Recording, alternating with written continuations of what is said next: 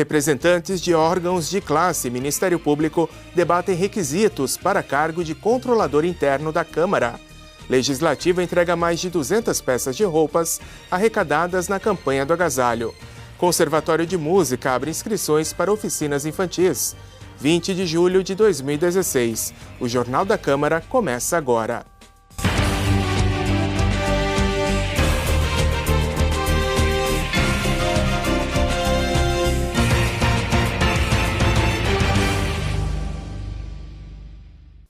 Boa noite. A Câmara de Vereadores aprovou na última quinta, em segunda discussão, o projeto de lei ordinária 30 de 2016. O PLO acrescenta à Lei 4.826 de 2007 o parágrafo único, que determina que os hospitais disponibilizem horário específico para assistência religiosa, além do horário de visita dos familiares. O PLO recebeu 16 votos favoráveis e segue para a sanção do prefeito. Representantes de órgãos de classe e Ministério Público debateram os requisitos para o cargo de controlador interno do Legislativo Municipal. A audiência pública foi realizada na segunda-feira na Câmara de Vereadores. A Comissão de Legislação, Justiça e Redação Final da Câmara de Vereadores solicitou a realização da audiência pública para discutir os requisitos do cargo de controlador interno do Legislativo Municipal e embasar a análise do projeto de lei complementar 11 de 2016. O PLC restringe o acesso ao concurso público do cargo para profissionais com nível superior em ciências contábeis. Criado por uma lei complementar de 2015, o cargo prevê como condição para ingresso a formação superior em administração, direito ou ciências contábeis. A restrição foi recomendada pelo Ministério Público de Santa Catarina. O atual promotor de justiça da 9ª Promotoria de Itajaí opinou sobre o caso. Eu penso que não pode passar pelo Ministério Público essa reserva de mercado. Nós temos sim que pleitear que os servidores que exerçam essa função sejam capacitados, e isso não vinculado propriamente a uma função de contador, administrador, bacharel, economista, e sim de uma maneira ampla, que tenham conhecimento, experiência e investidura efetiva no cargo. Para o promotor de justiça, o controle interno precisa ser exercido com independência. Penso que as unidades de controle interno, elas são uma realidade dentro da transparência, da autotutela dos atos da administração. E nós vemos que mais do que as funções, ou melhor, as profissões que possam exercer o cargo, é a necessidade de se ter independência para o exercício desse cargo. Então passa por uma investidura em cargo efetivo e, enfim, outras circunstâncias também que fortalecem este órgão e possam sim trazer benefício para a administração. Além dos vereadores da comissão e do promotor de justiça, participaram os representantes da OAB, subseção Itajaí, do Conselho Regional de Administração, do Conselho Regional de Economia e do Conselho Regional de Contabilidade.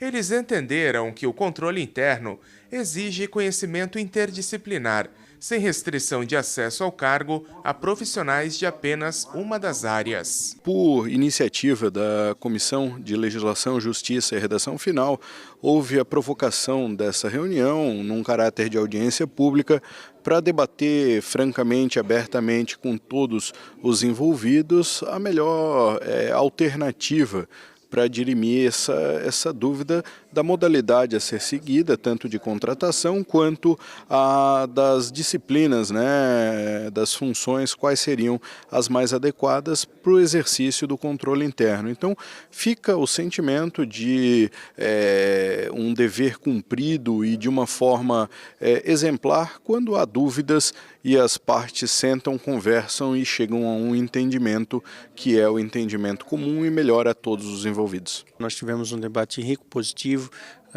onde, especialmente na participação do Ministério Público, nós conseguimos exaurir as dúvidas que nós tínhamos. E, inclusive, o pensamento do promotor de justiça é coincidente com os membros da Comissão de Legislação, E agora a gente vai, no próximo passo, ter uma conversa com o presidente da casa, no sentido de que como melhor fazer esse projeto de lei complementar. Ele precisa de modificação, né? Ele precisa de modificação, mas essa modificação depende também de uma conversa, porque a nós da Comissão de Legislação cabe analisar a constitucionalidade e a legalidade. E isso, com esse debate aqui, ficou para nós muito claro a questão da multidisciplinariedade, ou seja, não é uma atividade exclusiva de uma determinada função, o controlador interno. Então agora nós precisamos fazer a adequação necessária para que esse projeto de lei represente o debate que nós tivemos aqui hoje. A ANFRE apresentou o Plano de Mobilidade Urbana para Itajaí. A audiência pública foi realizada na última semana, no auditório da Prefeitura. A proposta foi elaborada pela empresa contratada para prestar o serviço aos municípios da região. Cerca de 80 pessoas participaram da audiência pública para a apresentação do Plano de Mobilidade Urbana de Itajaí, no auditório da Prefeitura. A proposta foi elaborada por uma empresa contratada pela ANFRE para prestar o serviço aos municípios associados. Os técnicos trabalharam no desenvolvimento do Plano de Mobilidade Urbana desde novembro de 2014. A contratação do plano ela foi feita de maneira regional, é um plano integrado que se chama. Os planos de mobilidade eles são uma obrigação legal de cada um dos municípios, uma obrigação individual de cada um deles, né? Então esse papel que a gente está fazendo aqui é cumprir essa obrigação legal, uma exigência de uma lei de 2012, que obrigava aí todas as cidades a terem seus planos prontos até 2015. Quem não tivesse seria penalizado pela falta de investimentos federais destinados à mobilidade urbana. Há uma consideração de que os municípios que estão elaborando o plano eles não se encontram como irregulares e por uma questão de conjuntura, no último ano e meio a gente também não teve aí grandes repasses destinados à questão da mobilidade. Mas o trabalho, apesar de ter sido todo concebido em conjunto, o produto final que é apresentado no dia de hoje ele é específico da cidade de Itajaí. O trabalho começou em 2014, todo o diagnóstico, toda a pesquisa de origem e destino dos deslocamentos na cidade foi muito importante para iluminar a segunda parte, que foi o estudo de que soluções nós poderíamos trazer para a cidade. Então foi feito um trabalho conjunto entre a equipe, essa empresa que a ANFRE contratou, e os nossos técnicos, principalmente a Diretoria de Engenharia de Trânsito. O Plano de Mobilidade é um instrumento da política urbana que visa proporcionar à população acessibilidade eficaz a bens e serviços públicos, com infraestrutura viária adequada, além de meios de transportes e modos de locomoção eficientes e seguros. Então a grande mudança que tem você fazer um plano para 2025, 2026, 2030 é você pensar realmente numa mudança de matriz em que a gente valorize o pedestre, valorize a acessibilidade, valorize o ciclista e principalmente o transporte coletivo. Então o que a gente tem que pensar é mudar a matriz de investimento público, né, mudar esse pensamento de gestão, de visualizar apenas 4 anos e começar a pensar uma política de Estado em que a gente veja lá na frente e um benefício para a população mesmo, para um retorno no sentido de qualidade de vida e de inclusão social, que é o que a mobilidade urbana consegue fazer. De fato, nós temos pensado no transporte coletivo, no transporte individual, na acessibilidade.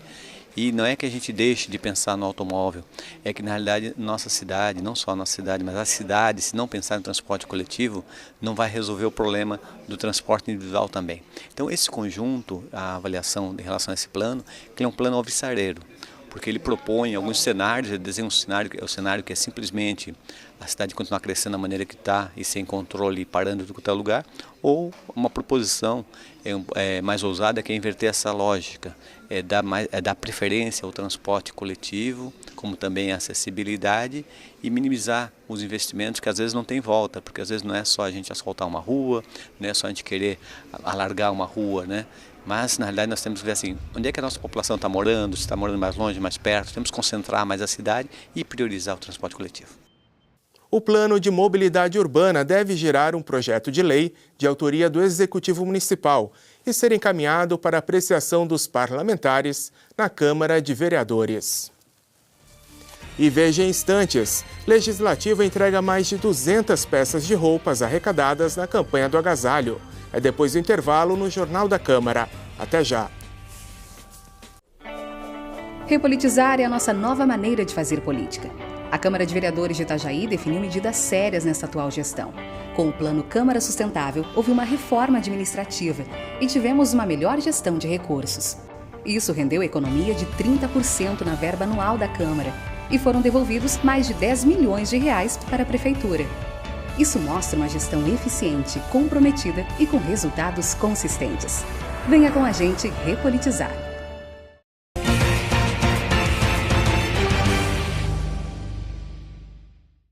O Conservatório de Música Popular de Itajaí está com vagas nas oficinas de música para crianças a partir de 6 anos. As inscrições vão ser realizadas de 25 a 27 de julho. São 40 vagas disponíveis para turmas de musicalização e turmas de violão. As aulas iniciam no dia 4 de agosto. Mais informações sobre as inscrições no site da Prefeitura de Itajaí. A Associação de Apoio às Famílias com Hanseníase e a APAI receberam as 200 peças de roupas arrecadadas na campanha do agasalho Quem Tem Frio Tem Pressa. A ação foi realizada pela Câmara de Vereadores. A Associação de Apoio às Famílias com Hanseníase, AFH, atende 200 famílias da região e foi escolhida como uma das entidades a receber roupas arrecadadas na campanha do agasalho da Câmara de Vereadores. A gente tem vários tipos de atendimento, desde paralisia, microcefalia, HIV, câncer. Então, aqui é muito importante para eles, porque a gente vai muito além dessa fase de só atender. A gente tenta resgatar eles para a sociedade novamente. Esse agasalho ele é de grande importância. A gente agradece a todos, que tiveram essa disponibilidade de estar ajudando, participando nessa campanha. Por quê? Porque além da alimentação, que ela é essencial, o que a gente vê quando chega na casa dos atendidos, e até mesmo as pessoas que vêm nos procurar, a importância que muitos deles não têm mesmo o que vestir.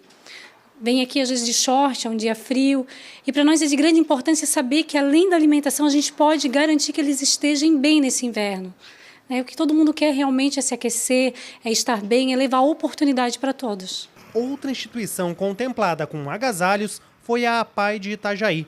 Com diversos tipos de atendimentos para todas as idades, a entidade tem 450 alunos, dos quais 70% necessitam de ações como essa, de doação. A gente tem bastante pessoas carentes que a gente atende aqui, Então a maior parte dos nossos alunos são pessoas carentes. Então, como está muito frio, então agora a necessidade de uma campanha dessa é muito boa.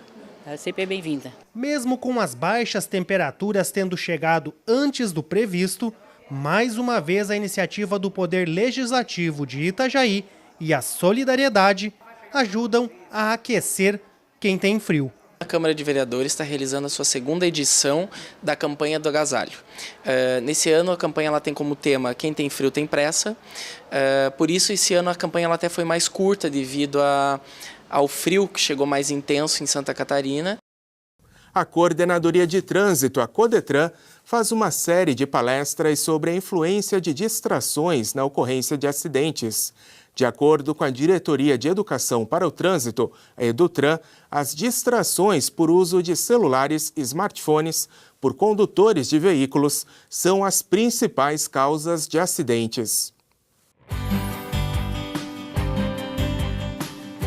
Hoje, principalmente, a gente tem dados comprovando que 80% dos acidentes são comprovados por distração ao volante. As principais causas são comer, beber e utilizar o telefone celular. Esses são os principais fatores causadores. Dentre outros fatores, nós temos o pessoal que acaba transitando, procurando por anúncios, lendo placas, outdoors. Então, esse percentual aí representa 7%. Esse pessoal que acaba se distraindo, responsável por colisão traseira. Então, a pessoa está transitando, procurando um endereço ou olhando um outdoor, de repente o veículo da frente acaba parando e a pessoa colide na traseira do outro veículo. Anteriormente nós tínhamos o problema do pessoal que transitava falando ao telefone celular. Falando, a pessoa ainda estava visualizando o trânsito. Hoje o principal problema são as redes sociais, as mídias. Então a pessoa, além de estar falando, ela está digitando, mandando mensagem, então ela acaba não olhando para o trânsito. Estudos comprovam aí que a pessoa digitando uma mensagem de texto ou gravando um áudio, olhando para o telefone, durante 5 segundos, a uma velocidade média de 60 km por hora, ela percorre 83 metros às cegas. Então é a mesma coisa que colocar uma venda nos olhos e percorrer 83 metros. Em 83 metros, muita coisa pode acontecer. Os nossos agentes de trânsito têm têm notificado vários condutores que acabam utilizando esses meios aí distraídos ao volante, só que infelizmente vai da conduta de cada um. Uma pequena atitude faz a diferença no nosso trânsito. A gente tem divulgado aí algumas matérias. Quando eu vou dar alguma palestra, eu já repasso para o pessoal. Agora, dia 7, né, essa semana, a lei entra em vigor, então todas as rodovias federais e estaduais torna-se obrigatório o uso do farol baixo durante o dia. Então, ao entrar nas rodovias, a gente orienta que o pessoal utilize o farol. A Polícia Rodoviária Federal já vem fazendo essa campanha de educação, abordando os veículos nas barreiras, nos postos da PRF e já orientando os condutores. A nossa diretoria está voltada especificamente para a orientação, educação do trânsito para todos os munícipes de Itajaí, todas as empresas. É só entrar em contato no nosso e-mail, que é edutran@itajaí.sc.gov.br, ou no nosso telefone, que é o 3249-5835, e solicitar a nossa participação. A gente tem uma demanda bastante grande de colégios, creches que já estão iniciando esse trabalho de educação infantil desde pequenos, porque também acreditamos que quando a criança é inserida no trânsito desde os anos iniciais, quando condutores já terão uma formação muito melhor no nosso trânsito. As crianças, quando educadas no trânsito, quando elas veem o pai cometer uma infração ou não usar o cinto, tá utilizando o telefone celular, ela já dá uma puxadinha na orelha. Pai, não pode usar o celular. Pai, você passou no sinal vermelho. Então, a própria criança acaba educando o pai.